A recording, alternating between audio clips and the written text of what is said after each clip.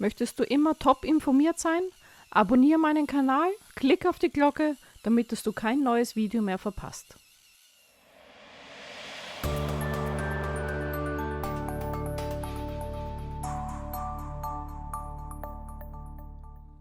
Hallo und herzlich willkommen bei meinem YouTube-Kanal Podologie und mehr. Ich bin Andrea und heute testen wir Drogerie-Produkte, mit denen man Hornhaut wegmachen kann.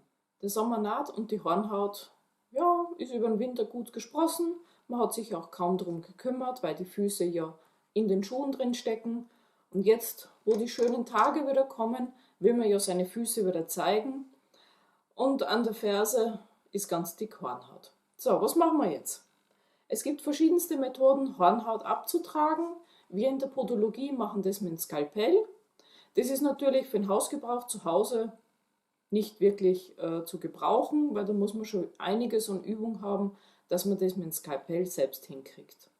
Ich habe jetzt Sachen aus der Drogerie besorgt und heute testen wir mal, ob die was sind und ob die Füße danach wirklich so schön zart und weich sind, wie es all diese Gerätschaften versprechen.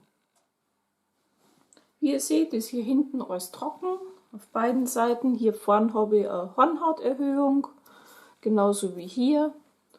Ja, dann testen wir mal das erste Gerätchen. Das ist so eine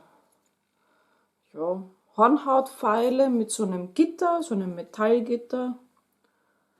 Soll ja anscheinend schneiden und nicht schaben. Schauen wir mal, ob das funktioniert, ob da überhaupt irgendwas abgeht.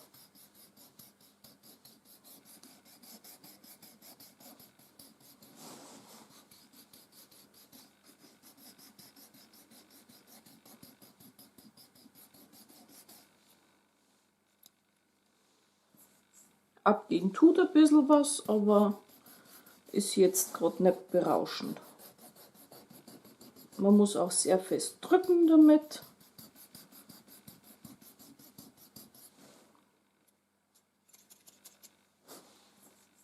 Ja, glatt wird's, aber wie gesagt, ist nur für ganz, ganz wenig Hornhaut. Unser Klassiker ist natürlich jetzt runtergefallen.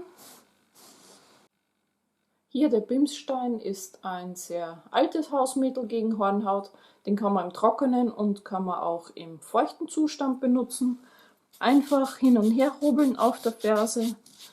Geht auch nicht wahnsinnig viel ab. Das meiste, was abgeht, ist der Bimsstein. Ja, hinterher ist es auch schön glatt. Hier haben wir dann eine Hornhautraspel. Da muss ich euch ganz ehrlich sagen, das halte ich für das unhygienischste Teil überhaupt. Weil wenn Hornhaut jetzt hier durchkommt und dann hier drinnen ist, das kriegt man nicht wirklich ohne ordentlich Bürsten und Ausspülen sauber. Und sobald der Hornhaut drinnen bleibt, kann das zum Gammeln anfangen. Also das Teil finde ich ja sehr unhygienisch. Und es kratzt auch wirklich ordentlich.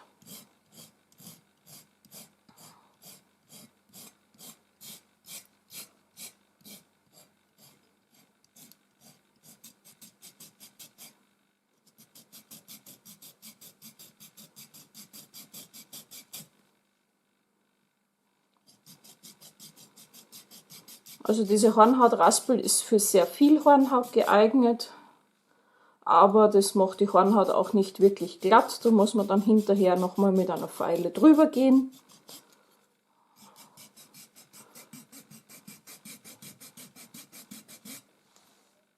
Ja, wie ihr seht, kommt da einiges runter.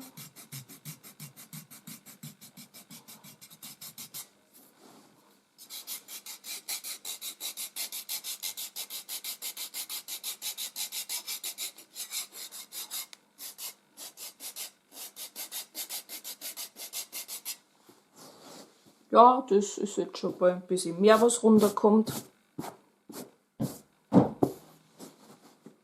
Aber wie ihr seht, ist das Ganze hinterher ordentlich verdreckt. Und man muss da wirklich mit Bürste und ganz, ganz viel Wasser nachspülen. Dann haben wir noch so ein schönes elektrisches Teil. Das sollt ihr auch dasselbe machen.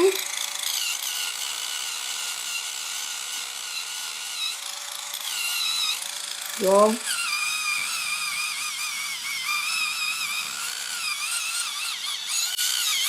Man darf nicht so viel drücken, weil sonst wirkt man es ab. Das hört ihr ja schon.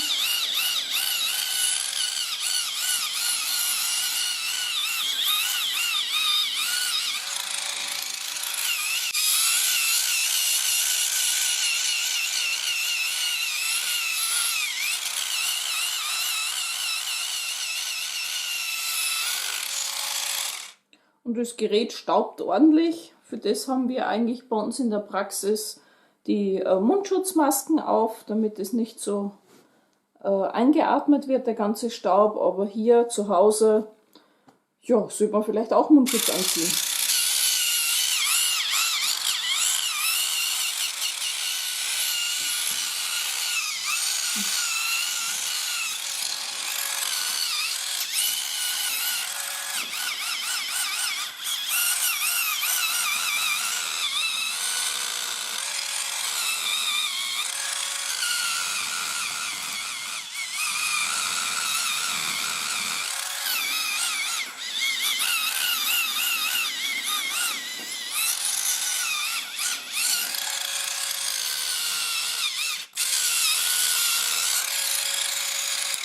Also ich muss sagen, dieses Gerätchen, ja, für ein wenig Hornhaut geht's, aber es kann natürlich nicht mit meinen Geräten in der Praxis mithalten.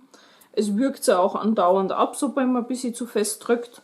Dann gibt es ja noch einen Aufsatz, und zwar so eine Bürste. Diese Bürste soll fürs Peeling sein, kann man trocken und feucht benutzen. Wir benutzen das alles jetzt mal trocken. Kitzelt ordentlich.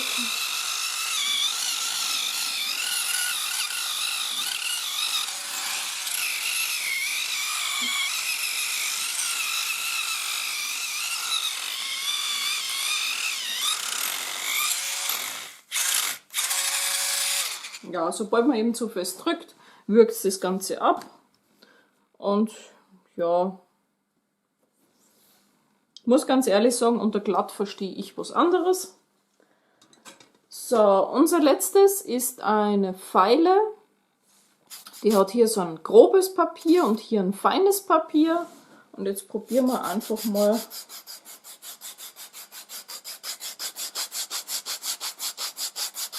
Ja, geht auch einiges ab. Was hier der Vorteil ist, man kann mit dem Feinen nacharbeiten.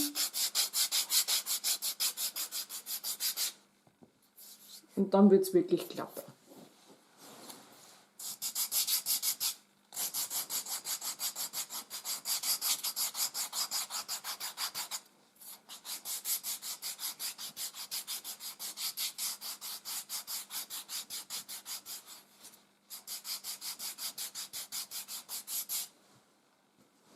Ja, geht auch einiges ab. Wie macht man die jetzt sauber? Man schlägt sie mal aus. Danach putzt man sie nass mit einer Bürste ab und stellt die dann hin zum Trocknen. Bei den ganzen Sachen, die ich jetzt für euch getestet habe, ist mein Favorit die Hornhautfeile. Sie hat eine feine und eine grobe Seite. Die ist für etwas mehr Hornhaut und weniger Hornhaut und zum Glätten. Kann man feucht und trocken benutzen.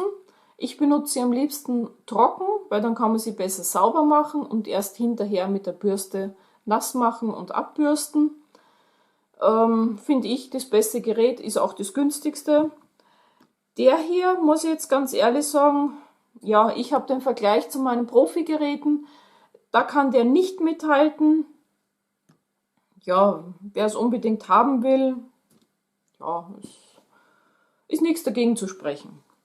Bei der Raspel hier, ja, meine hygienischen Bedenken habe ich noch immer. Man kann sie nicht ordentlich sauber machen, weil man hier auch mit einer Bürste rein muss und wenn man die schüttelt, es fällt immer noch was runter. Für sehr viel Hornhaut gedacht, macht die Hornhaut aber nicht glatt. Sie reibt sie zusätzlich auf, dann bräuchte man wieder die Feile, damit dass man das Ganze glatt macht. Ja, unser altbewährter Bimsstein.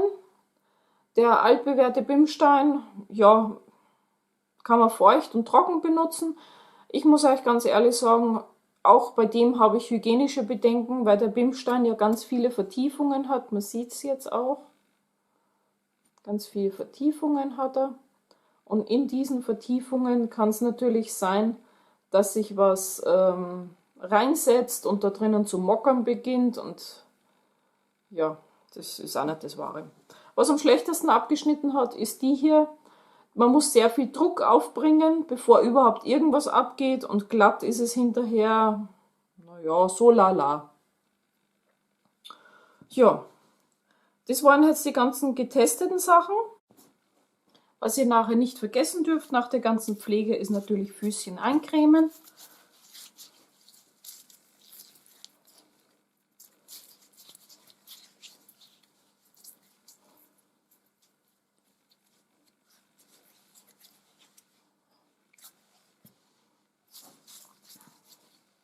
Denn wenn ihr die Füße ordentlich eincremt,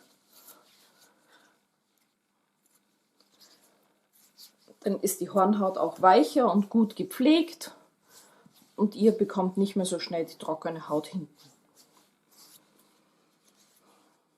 Eincremen solltet ihr einmal am Tag, am besten morgens oder abends, je nachdem wie ihr es schafft. Und somit habt ihr perfekte Füße für den Sommer. Solltet ihr natürlich Hühneraugen oder mehr Hornhaut haben als wie ich, einfach zum Podologen gehen, der macht eure Füße auch schön sommerfit. Unten in der Infobox habe ich die Links zu den ganzen Produkten. Ihr könnt euch diese anschauen und auch selbst testen. Hat euch das Video gefallen, lasst mir einen Daumen nach oben hier, abonnieren nicht vergessen und natürlich auch auf die Glocke klicken, damit ihr kein neues Video mehr verpasst. Bis zum nächsten Video, eure Andrea. Tschüss!